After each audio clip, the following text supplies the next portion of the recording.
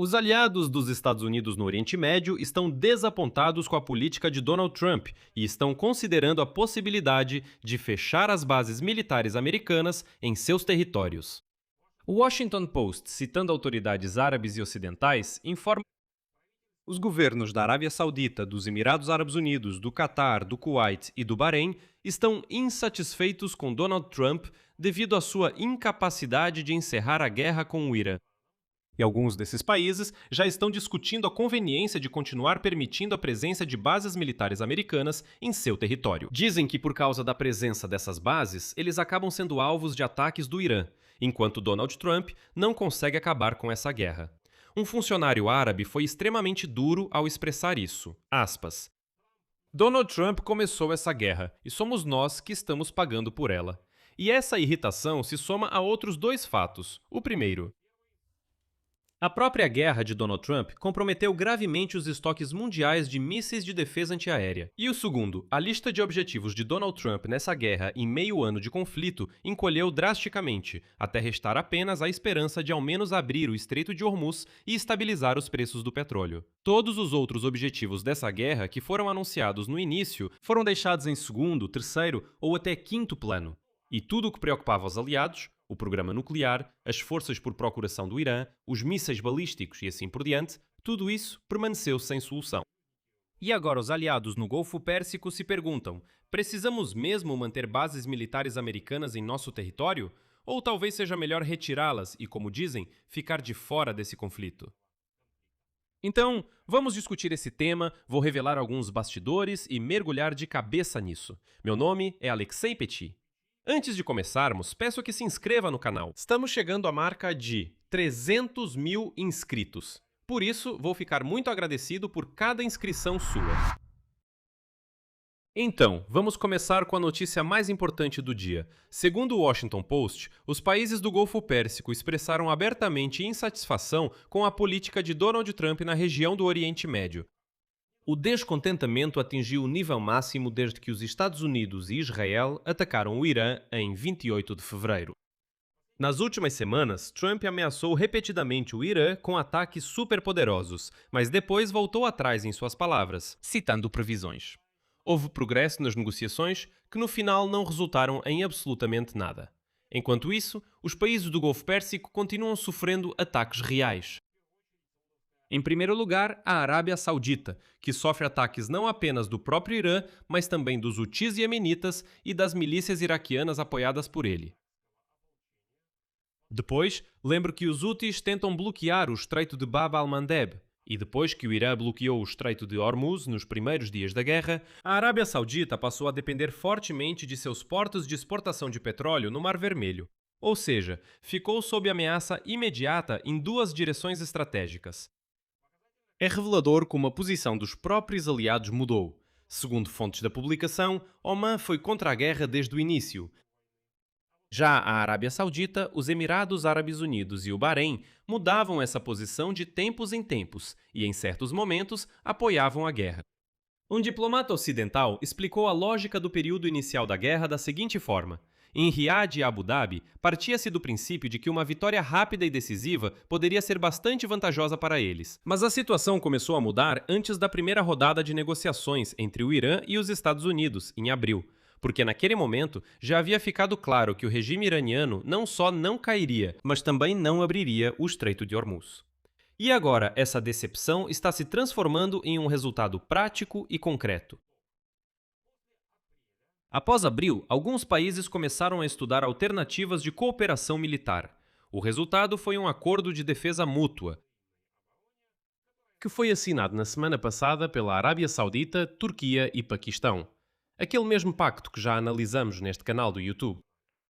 Um alto funcionário europeu chamou esse acordo de um sinal direto para os Estados Unidos. Ou seja, 3 influentes estados sunitas estão tentando diversificar suas parcerias na área militar. O funcionário que mantém contato regular com os principais líderes dos países do Golfo Pérsico afirmou que, na visão deles, os Estados Unidos da América já não são suficientes para garantir a segurança. Por isso, é preciso buscar algumas alternativas. E vale lembrar que, durante décadas, os Estados Unidos eram considerados os garantes da segurança na região. Ao mesmo tempo, um diplomata ocidental na região destacou um detalhe importante: não devemos exagerar a dimensão da ruptura. Ou seja, sabe, é importante não ir aos extremos. Essas mudanças não significam uma revisão radical da relação dos Estados Árabes com Washington como um todo. Mesmo antes da guerra com o Irã, as forças americanas na região, segundo esse diplomata ocidental, não eram recebidas com muito entusiasmo. A presença dos Estados Unidos era vista mais como um mal necessário. Agora, por que talvez não seja possível contar com Washington na prática, nem corrigir a situação, mesmo que ele queira muito? Segundo The Telegraph, os Estados Unidos lideraram por décadas na produção de sistemas de defesa aérea, mas com a guerra no Oriente Médio, até mesmo seus estoques começaram a se esgotar. Os sistemas americanos Patriot e CAAD mostraram-se eficazes contra os mísseis balísticos iranianos, mas o estoque de munição, acumulado ao longo de muitos anos, foi gasto em poucos meses. Números concretos. Durante essa guerra, segundo The Telegraph, os Estados Unidos gastaram cerca de 2/3 dos mísseis Patriot acumulados e 40% de todo o estoque de mísseis CAAD. Atualmente, Washington, vale ressaltar, é capaz de produzir cerca de 650 interceptadores para o Patriot e apenas 96 mísseis para o CAAD por ano. E aqui está um detalhe fundamental, especialmente para os aliados. Atualmente, 19 países no mundo utilizam os sistemas de defesa aérea Patriot, e quase todos eles dependem dos suprimentos dos Estados Unidos. Por isso, qualquer déficit nos Estados Unidos acaba se tornando um déficit global. O Japão já possui licença para produzir mísseis Patriot. A Alemanha, como vocês sabem, está construindo uma fábrica, mas sua capacidade é significativamente menor do que a de Washington. Enquanto isso, a Rússia, Irã, China e Coreia do Norte estão aumentando a produção de mísseis balísticos. A China, de acordo com dados oficiais, já tem em seus estoques 3.000 mísseis balísticos. E a Rússia produz cerca de 120 por mês. Para interceptar um míssil balístico, em média são necessários 2 mísseis interceptadores. Ou seja, a matemática do déficit é ainda pior do que parece à primeira vista. E é significativo que a falta de mísseis interceptadores já tenha atingido diretamente os países do Golfo Pérsico, justamente aqueles aliados, sobre a decepção desses aliados que o Washington Post relata. Segundo a publicação, eles estão fazendo pedidos muito grandes para reabastecer seus estoques de defesa aérea. Ou seja, Washington não está apenas perdendo a confiança dos aliados politicamente. Ele fisicamente não consegue fornecer a eles as armas que tornariam a presença militar americana mais valiosa aos olhos deles. E o terceiro e último ponto dessa história é como, durante esse tempo, durante essa guerra, os próprios objetivos de Donald Trump nessa guerra foram se reduzindo. Lembro que, inicialmente, a administração de Donald Trump estabeleceu objetivos absolutos. Era a capitulação total do Irã, era a mudança do regime iraniano. Era a garantia de que o Irã nunca obteria armas nucleares. Era a garantia de que o programa de mísseis e o programa de drones seriam, no mínimo, interrompidos. E o que é importante? Deveria acontecer a interrupção do apoio de Teherã a todas as forças proxy na região, como o Hezbollah ou os Houthis do Iêmen. Esses eram os objetivos ambiciosos, mas em uma entrevista à Fox News em 14 de agosto, o vice-presidente J.D. Vance, ao ser questionado sobre como a guerra pode terminar, já mencionou apenas 2 objetivos. Ele disse que temos 2 objetivos principais. E, aliás, ele mencionou esses objetivos em uma ordem bastante significativa. Agora vou citar. O primeiro objetivo é garantir que os países do Golfo continuem fornecendo petróleo e gás para a economia mundial, para que tenhamos estabilidade nos preços da energia. Esse é o objetivo número 1, manter os preços do petróleo e do gás baixos para os americanos. E o segundo ponto, Vance diz, é garantir que o Irã nunca obtenha armas nucleares. Preste atenção na própria sequência.